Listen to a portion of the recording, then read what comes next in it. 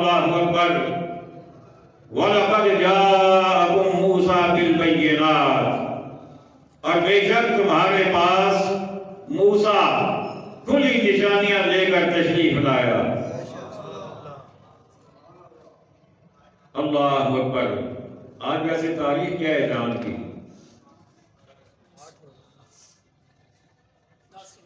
تھوڑا صبر بڑھائیں، آج 10 تاریخ ہے، 10 شوال، اور 10 شوال اعلیٰ حضرت کا یوم پیدائش ہے۔ کیا ہے یوم؟ کون سے اعلیٰ حضرت؟ اللہ اکبر۔ جو ڈھال ہیں، کیا ہیں؟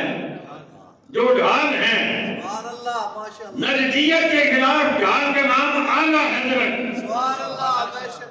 غلاسیت کے خلاف ڈھال کا نام ابھی آپ نے کہنا ہے، تصویت کے خلاف ڈھال کا نام، قدیت کے خلاف ڈھال کا نام اعلیٰ حضرت، وہابیت کے خلاف ڈھال کا نام اعلیٰ حضرت۔ کوئی بدعقیدہ ہو، کہیں ہو، دنیا کے کسی کونے میں ہو، اللہ اکبر، اعلیٰ حضرت نے سب کا ناطقہ بند کیا،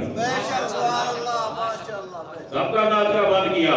فتنے دنیا میں آتے رہے، یزیدیت کا فتنہ آیا، بلکہ میں اوپر سے شروع کروں، فرعونیت کا جب فتنہ آیا تو موسیٰ علیہ السلام سامنے آئے، رکاوٹ بنے۔ نمرود نے فتنہ ڈالا، ابراہیم علیہ السلام سامنے آئے، رکاوٹ بنے۔ اور ابو جہل نے فتنہ برپا کیا، صدیق اکبر سامنے آ گئے۔ اللہ اکبر۔ میدان کربلا میں یزید نے فتنہ برپا کیا، امام حسین سامنے آ گئے۔ خلق قرآن کا فتنہ پیدا ہوا۔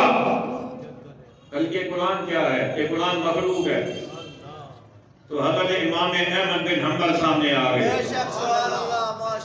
فتنے آتے رہے، اللہ اپنے بندوں کو بھیجتا رہا، لیکن جب فتنے اکٹھے ہو کے آ گئے، ادھر سے نجدیت آ گئی، ادھر سے رفضیت آ گئی، ادھر سے تفضیلیت آ گئی، ادھر سے قادیانیت آ گئی، جب سارے کے سارے اکٹھے ہو گئے، بندے مومن پریشان ہو گیا، مولا اب تو اتنے فتنے آ گئے، اب کیا ہوگا؟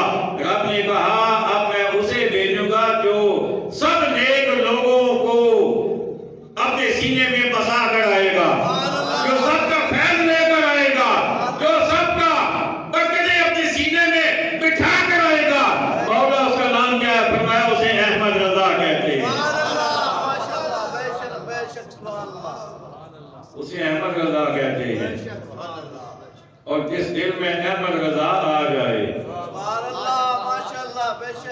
اس میں پھر کوئی فتنہ نہیں آ سکتا، پھر کوئی فتنہ نہیں آ سکتا۔ آج ہمارے اپنے مسلک کے نام لیوا بڑے بڑے نام بیٹھ چکے ہیں، رائے راست سے ہٹ چکے ہیں، بھٹک چکے ہیں۔ ابتدا کہاں سے ہوئی؟ کہتے تھے اعلیٰ حضرت ایک مولوی تھے نا، کیوں بار بار اعلیٰ حضرت کہتے ہو؟ میں کہتا ہوں اس لیے کہتے ہیں کہ جس دل میں اعلیٰ حضرت آ جائے وہاں کوئی شیطان کا وار نہیں ہو سکتا، کامیاب نہیں ہو سکتا۔ اس لیے ہم اعلیٰ حضرت کا نام لیتے ہیں۔ میں نے ترجمہ دیکھا تو مجھے یاد آیا، اعلیٰ حضرت نے کیا ترجمہ کیا؟ فرماتے ہیں وَلَقَدْ جَاءَكُم مُوسَىٰ بِالْبَيِّنَاتِ۔ آیت کا ترجمہ جو اعلیٰ حضرت نے کیا وہ سننے کے قابل ہے۔ آپ یقین کریں، میں کہتا ہوں اعلیٰ حضرت اور آپ نے وہ وزڈم، وہ عقل، وہ فراست، وہ فہم عطا فرمایا تھا کہ جس پر اللہ اکبر ہماری عقلیں قربان، ہماری نسلیں قربان، وہ اللہ نے شان عطا فرمائی تھی۔ کیا ترجمہ کیا؟ اور بے شک تمہارے پاس موسیٰ کھلی نشانیاں لے کر تشریف لایا۔ اب جو ترجمہ ہے یہاں حضرت موسیٰ علیہ السلام پورا لکھنے کی گنجائش نہیں ہے۔ ادب کا यही था कि पूरा लिखा जाता, लेकिन बार बार नाम आता है, हर जगह पूरा हजरत मूसा अलैहिस्सलाम लिखने की गुंजाइश नहीं है। तो अब आला हजरत ने क्या जिक्र में लिया, लेकर तशरीफ, जो कमी वहां लगी थी वो यहाँ पूरी कर दी। बेशक सुभान अल्लाह, आप बोला सुभान अल्लाह। सुभान अल्लाह। जो वहां कमी रह गई थी, जो यहाँ पूरी कर दी। और आगे क्या है, लाया, क्योंकि एक बंदा है, बेशक सुभान अल्लाह, वाहिद है, तो लाए नहीं, लाया, यानी तर्जुमे का लिहाज भी रखा, ज़मीर का लिहाज भी रखा, सीगा का लिहाज भी रखा, और अदब का दामन भी भर दिया।